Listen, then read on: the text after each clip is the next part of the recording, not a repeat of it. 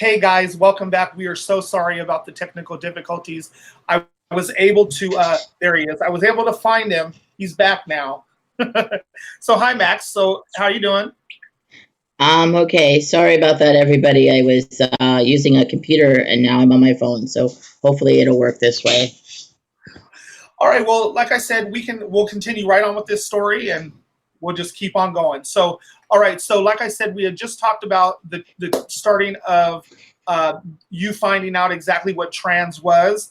Um, so why don't we go from there, and how did that affect you, and did that actually want to make you start your transition?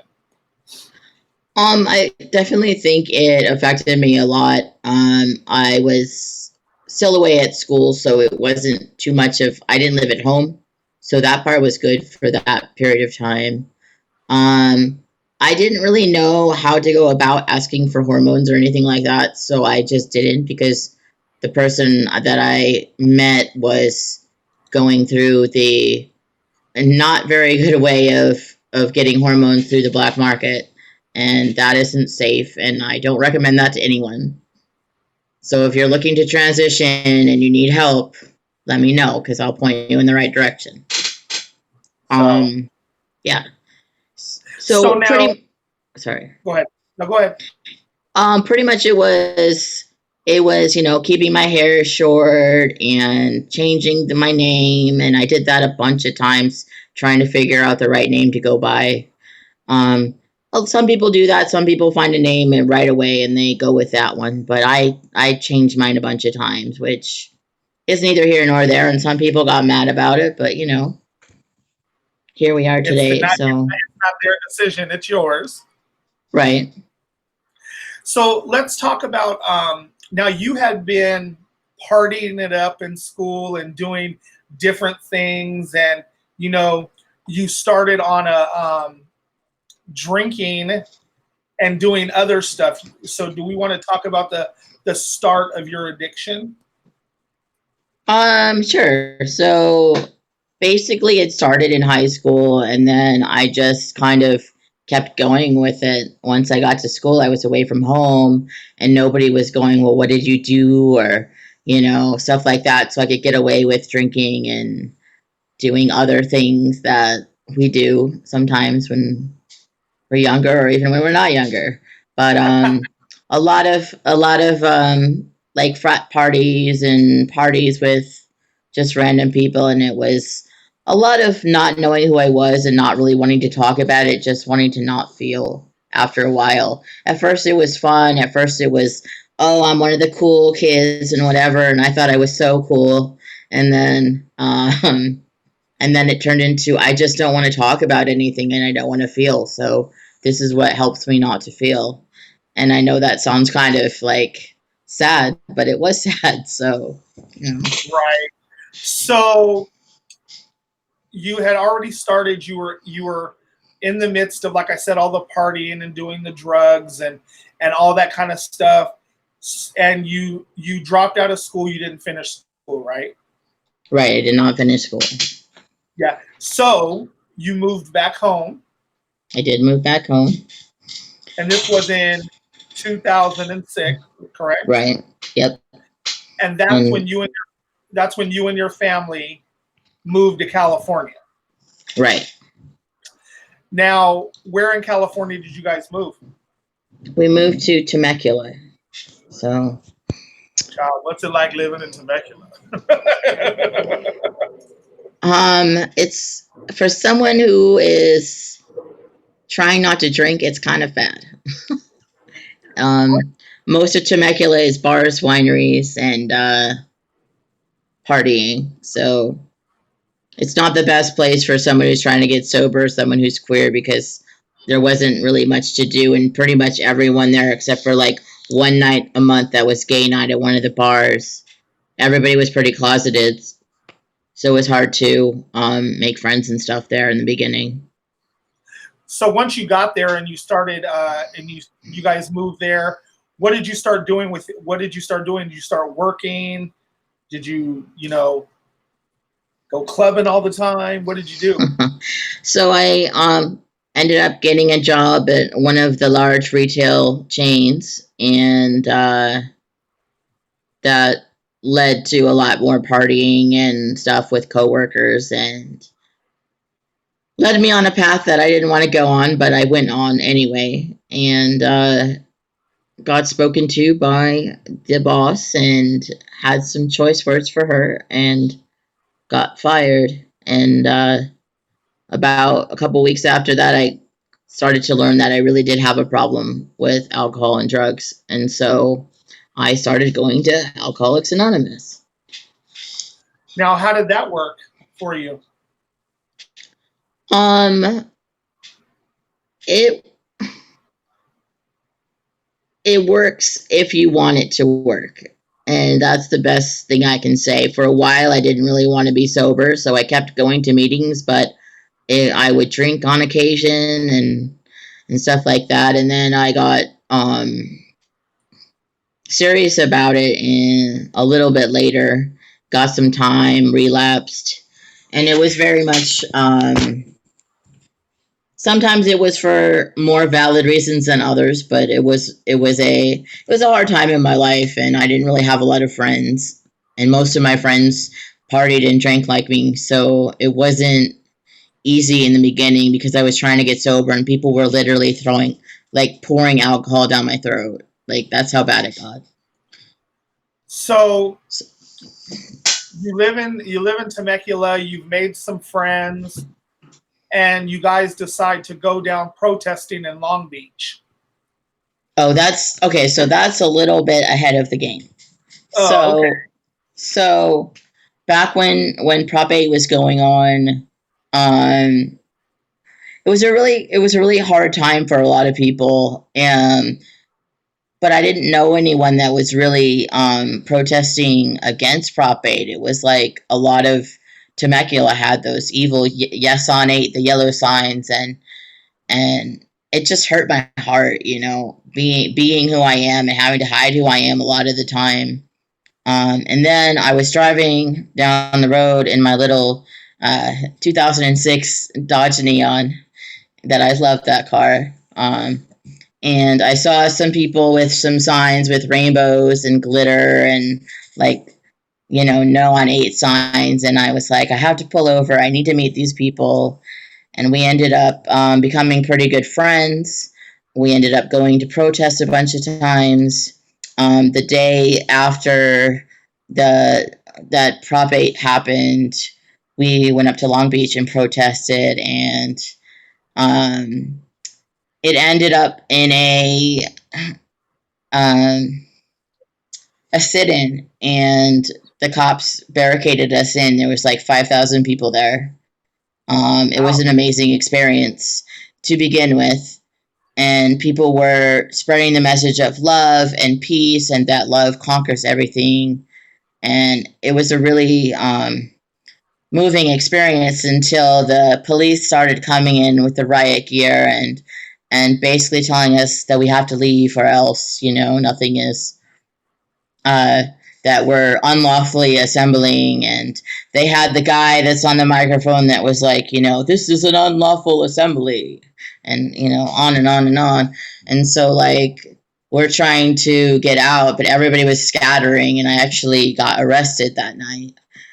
Um, and got released in a couple of hours, but it was still pretty intense, and it was probably one of the most activist things I've ever done. And I will remember that day forever. So, Well, it's always, you always have to start somewhere. right. I mean, I was doing stuff ahead of time for gay rights when I lived in Virginia, but it wasn't as impactful as that night was. Right. So what brought you to San Diego? So my parents ended up actually kicking me out when I decided to start physically transitioning. I needed to do it for myself because basically their house, their roof, their rules. And Right. when I told them that I couldn't keep living as a female, that I had to do something, they said goodbye. And so I walked around the two towns. Marietta is the next town over from Temecula, for those of you who aren't familiar with the area up there. And I walked around for 3 days, and I said to myself, I can't keep walking around. Like I probably walked 100 miles in 3 days, just walking around the towns. I couldn't work because I didn't have anywhere to shower, and I didn't have much with me except the clothes on my back, and I ended up coming down to San Diego, and I was homeless for a while. So, yeah. So now, how long did you being homeless last? About 3.5 years. And what took you out of that? I got into a program through the county, and they have helped me with my mental health as well as housing and medications and stuff like that. They helped me with therapy, and yeah. Now, you you had the place where you live is all where you live now is actually all done through a program, right? Well, actually, no one else from the program lives here in these apartments. There's kind of all over the place. So it's Oh, like okay. people will rent to the county, and then the county. It's kind of a weird thing. It's kind of like Section 8, but not really. Oh, okay. Okay. So why don't you tell us what truly made you kick your addiction? I was killing myself, really. I mean, there was a point where I just didn't care anymore. You know, when you're out there on the streets and you don't have anything, there was a point where it was like, I'm either going to kick this addiction or I'm going to die out here, and I'm going to be out here until I die. And so doing something about it, I had the program already basically inside of my head that said you can do this. But at one point it was like, I'm living on a sidewalk. I'm not here. I'm not living. I sleep on a sidewalk. People won't even look at me. Like, it got so bad that it was like, how could I make this better? And when my friends who were also homeless, our little group, they all started getting jobs and getting into housing, and I didn't. And it was like, okay, now it's time for me to actually get serious about my life.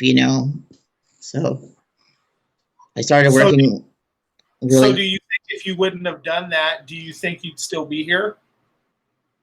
Probably not. I probably would have died the way I was going, to be honest. Well, let's just say we're glad that you are still here. Thank you. So you started going into AA. You started going a little bit more into your sobriety. Mhm. You got sobriety, and it's 2014, and you decided that it's time for you to start getting more.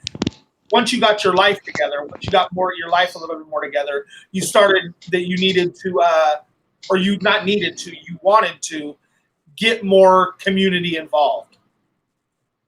Right. And what did you do first?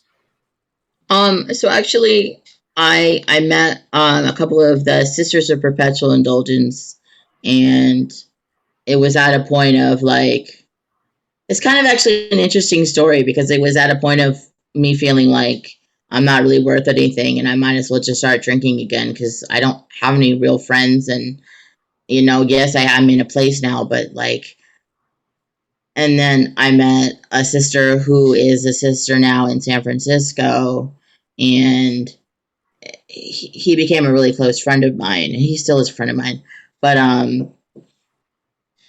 as a sister, we talked about everything that was going on, and I just cried and like rambled, and like I do sometimes still to this day. But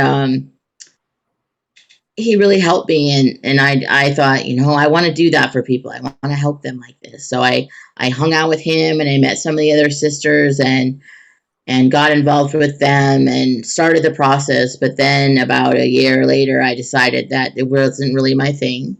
I love the sisters, and I have many sisters all around the world that I'm still friends with, but it just wasn't my thing. So I Well, moved on from being part of since that. we're talking about you being up, you only were a postulant, correct?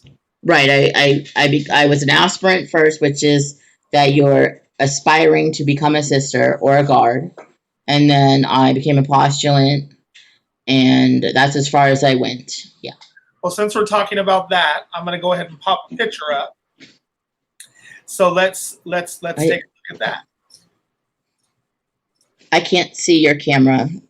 That's Oh, fine. there's the picture. Yep, there it is.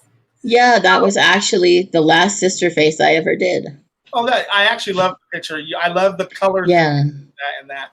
So yeah, so yeah, that's you as a postulant, as a further sisters. Mm-hmm. So That picture was taken at the Eagle. It was right after the first night of Leather Pride, and I believe 2015. I was with Sister Amanda, who is also um, a Lady Ajax. I had to think of. But yeah, so that was the last time I did a sister face. nice. So with another thing that also was monumental for you in the year 2014 is that's when you actually started your physical transition Mm-hmm. into becoming trans, and you took T for the first time. Right. So why don't you take us through that journey?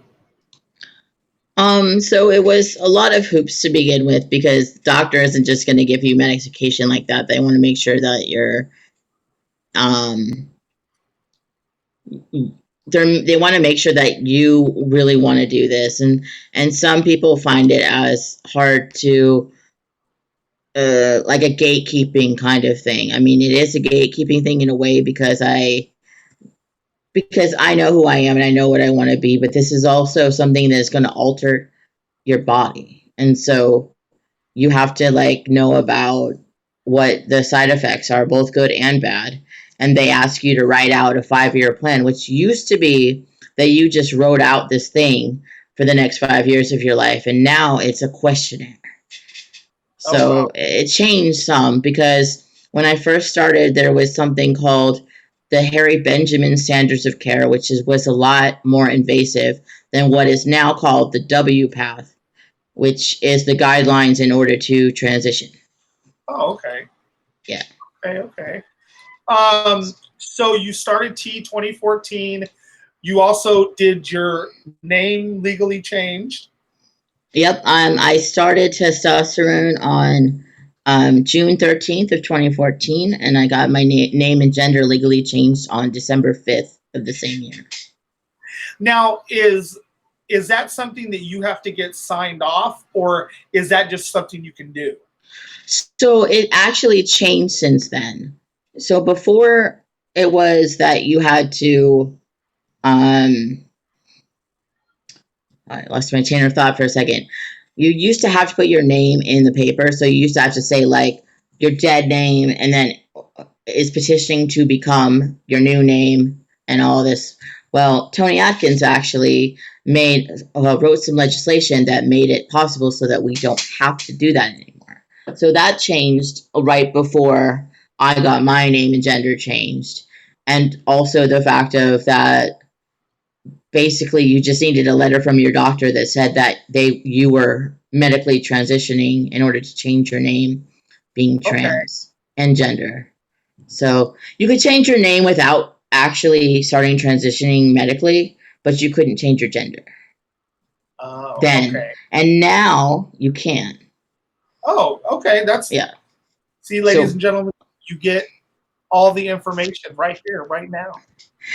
And they added also, thanks to Tony Atkins, the X gender, which is non-binary or gender non-conforming. So you can put an X on your license if you identify that way, and you don't have to get any letters. You can just put it on there. Okay. So you go through all that process, and by the next year, 2015, September comes, and what happens then? So I got my top surgery, which is a double mastectomy with nipple grafting. So what they do is they take the nipple off the breasts, and then they basically make your chest into a male chest. So they'll sew them back on, and um, then there was a whole bunch of complications after that. So why don't you tell us about your complications and what happened with you? So a few weeks into me resting and staying home and getting help and not being able to really go anywhere because I was in so much pain. About a month later, a friend of mine was coming down here to shoot a pilot for a new TV show. He's an actor up in LA, and he um, came down to see me ahead of time. We went down there and hung out, and he just was like, "You can hang out and be an extra or whatever." And then we noticed that my shirt was getting super wet, and we weren't sure why. So we went in the bathroom, and the incision leaked, and so he had to rush me to the hospital, and like they admitted me, and I had to have surgery, and then a couple of days later, I had to have another surgery because they found the first thing they found was an abscess, and then they found an abscess underneath where the other abscess was, and Wow. so there was a total of 4 surgeries, about a month in the hospital, about another 2 weeks in a skilled nursing facility to get the rest of the medicine that I needed because it had to be done by IV, so you can't do IVs at home. Correct. And yeah, so it was a pretty straining process, and then I got out right before Halloween that year, and then I got sick again late November and ended up going into a coma. So Wow. yeah. So how would you say that whole situation affected you? I think it affected me a lot, having to learn how to do a lot of stuff again because when I woke up, one, I didn't know where I was. I wasn't sure what was going on, and I know we were talking about it the other day that I was having these dreams that were so real to everyday life that it was just like I don't understand why this is where I when I woke up, it was a shock to me that Right. I was lying in a bed and all these people were like staring at me and I didn't know what was going on. So it took a mental toll. It took a physical toll. I had to like learn how to like walk again and like go to the bathroom by myself and stuff like that. So it took a while to regroup, and I had to do a lot of physical therapy, and a lot of stuff happened. So how long would you say the whole process in healing and getting yourself better took? I would say probably another few months. I always say that I'm not fully healed because of the surgery was so botched, but I mean, I can still do a lot of stuff that I couldn't do before. So that's the good part. And I didn't die. So that's the other good part. And let's just say this, ladies and gentlemen, please make sure that if you decide to have a surgery like this, that you please make sure you do background on your doctors. Any kind of surgery that you have that's gonna complicate your life, or that you're wanting to make your life better and you don't want anything to go wrong, that you please make sure that you do background checks on your doctors, and that you just make sure that everything is going to go smoothly, right? Right, yeah. You always want to check. I got excited, and I know that I talk to people about this all the time, is that if you're going to have a surgery, just like you said, to do your background, to make sure they have good bedside manner, to make sure they have your best interest in mind and not just because they take your insurance or you have enough money for them or whatever the case may be, because it affected my life in a lot of ways and it still does. So check in with your doctors, make sure don't pick the first one, and if you do pick the first one, at least go out and see other people first.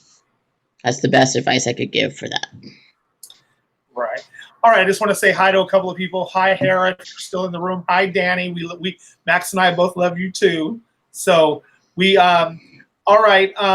Now let's get into you're getting back out into the community, and you decide you want to run for your first title. Yes. Let's talk about that. All right, so I ran for California Drummer Boy in 2016. It's a leather fetish title, and I've been part of the leather community for a while now. It was something that got me out of my shell a little bit more than I was before. I was involved, but I wasn't out there like talking to everybody. I had my little friend, or not little friends, but friends, and I just kind of stayed in the shadows, and then running for a title pushed me to be able to travel more and to get out and know people. So I really used the title as a icebreaker more than anything, to be able to meet other community members and title holders all over the state as well as all over the country, because obviously you run into people from other states too. So since we're talking about drummer, we're going to go ahead and throw that picture up there. That's one of my favorite pictures. That's you winning Drummer Boy, correct? Yeah, that was right after I won with Paulo. Nice. Mm-hmm. Yes. So that was your first title. So then you completed your title. Like you said, you traveled a lot with your with the title. San Francisco, LA, did a bunch of different things. You stepped down in 2017. Right, in July, beginning of July.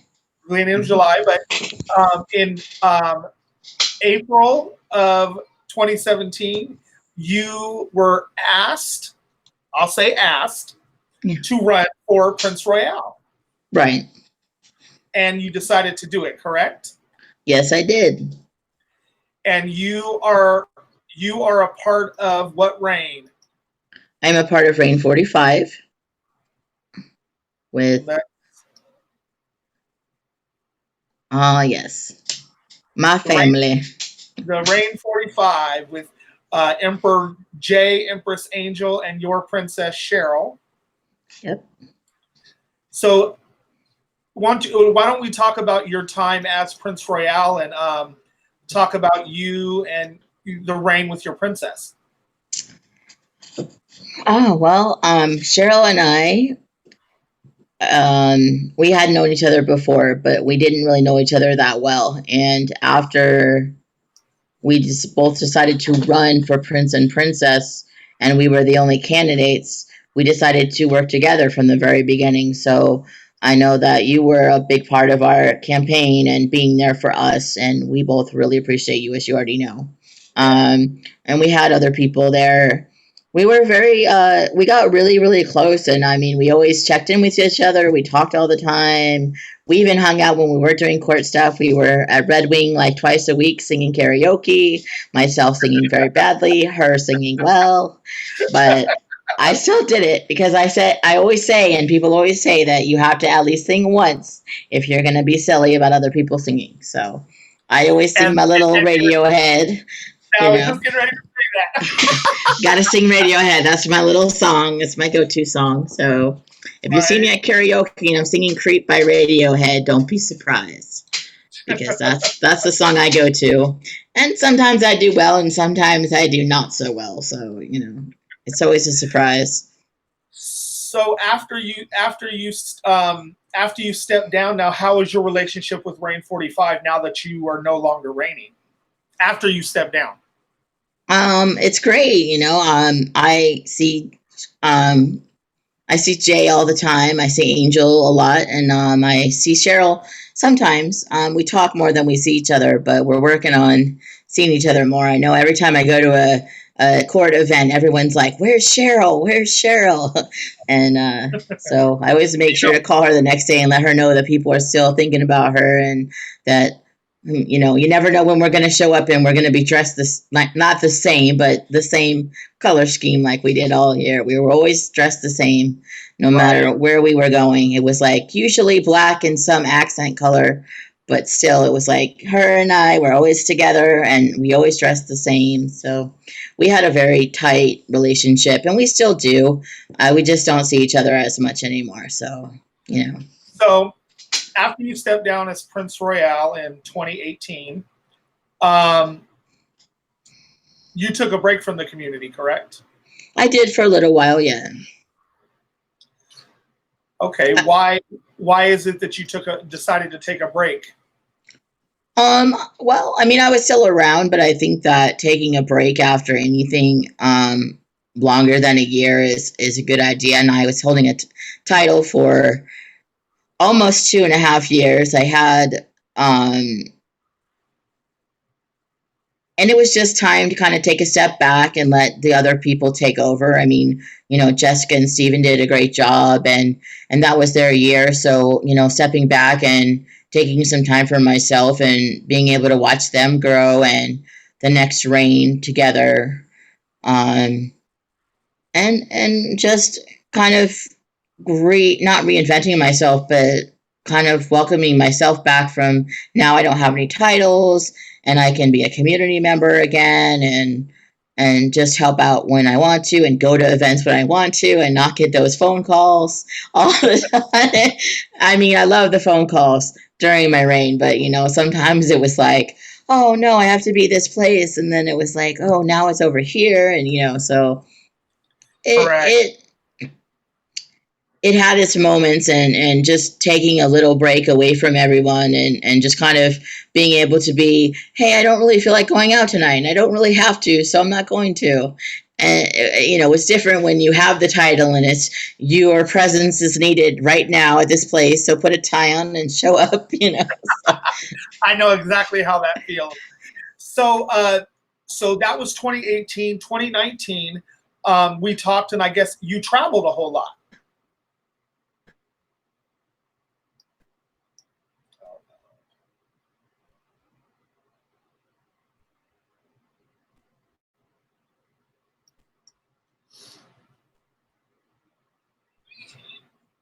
We talked, and I guess you traveled a whole lot.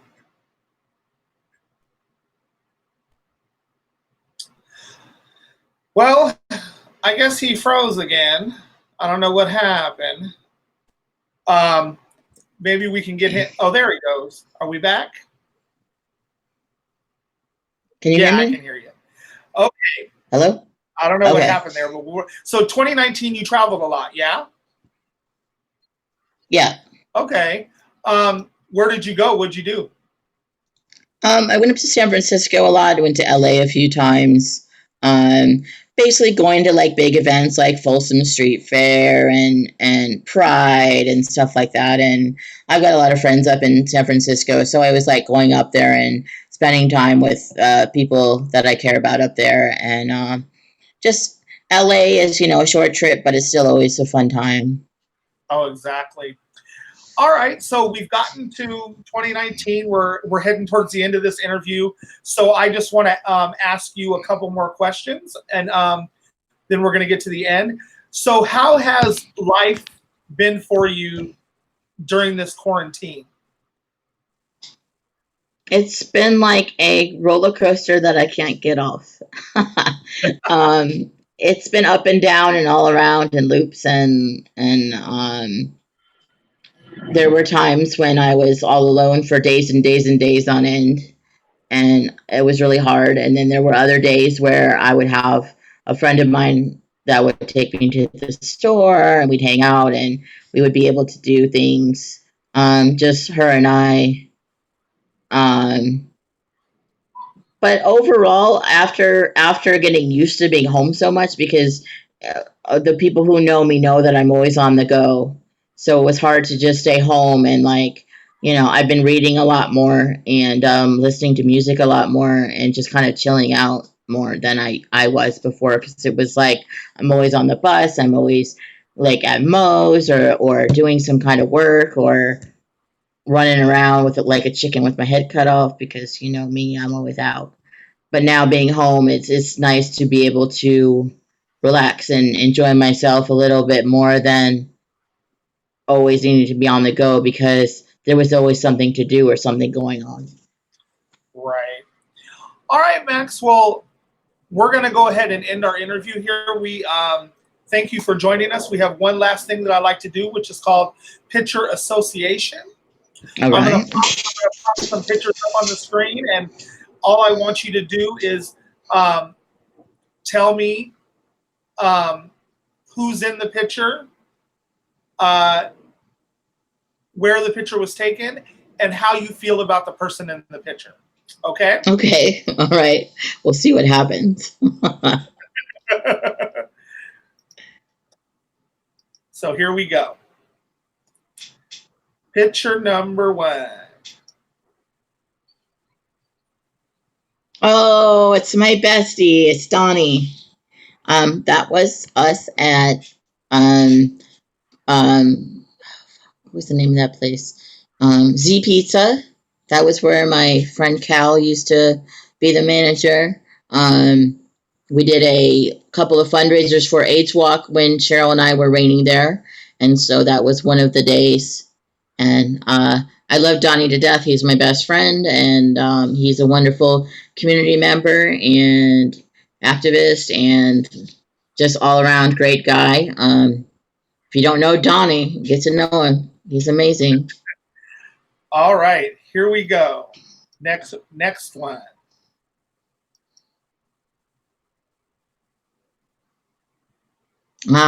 It's Paul Moo. That was right outside of Miss Rest in San Francisco at Folsom Week during Folsom Week. And Paul and I always like to take pictures together. So we were finally out of San Diego and we were able to take a picture. And so I told him he had to take a picture with me in San Francisco. And he had just met Jack Thompson right before that, who is my friend in current IML. So we were having a good time laughing and hanging out with them. Nice. Okay. Here's the next one. Chad Michaels. I can't say enough good things about Chad. I don't even know where to start. That picture was actually taken at Moe's. I used to filter with Photolab. I really like that app. Chad's been a friend of mine for a few years, and just all around good person, and has helped me through a bunch of hard times. So I love Chad so much, and also his partner Adam. All right, and here is the last picture.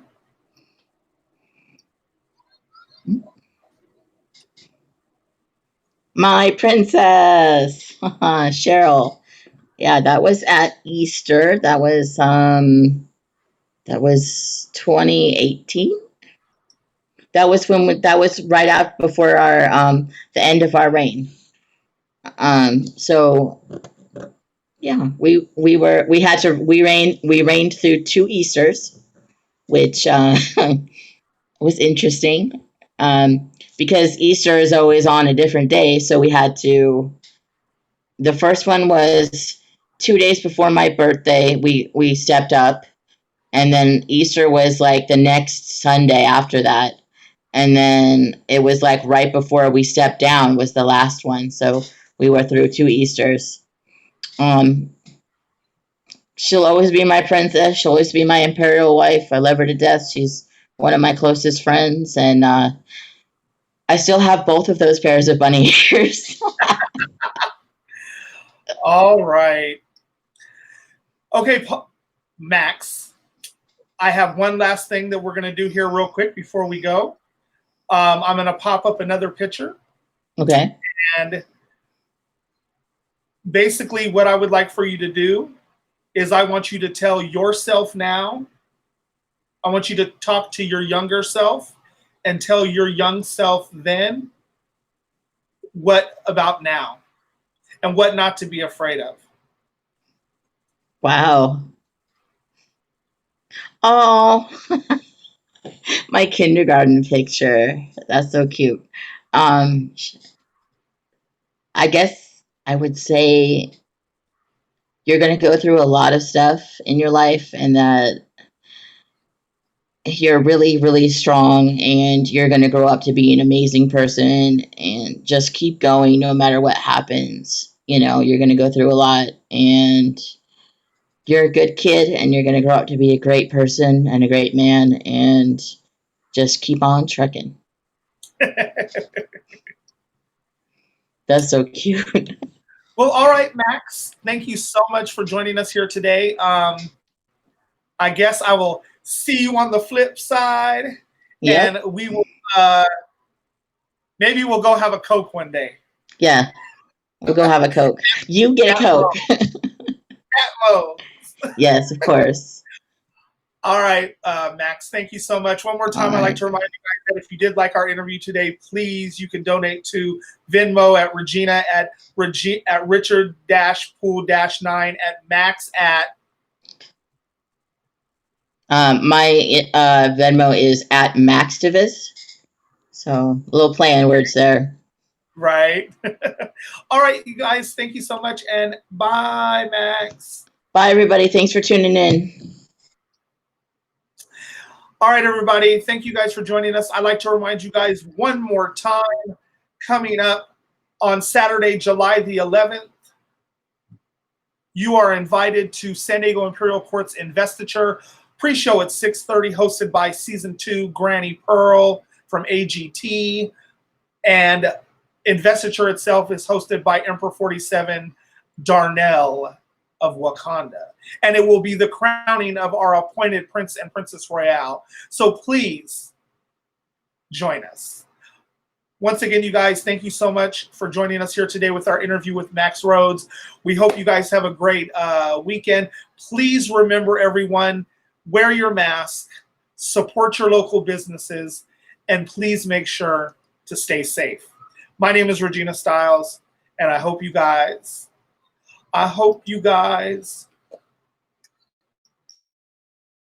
have a great rest of your day here on Tuesday.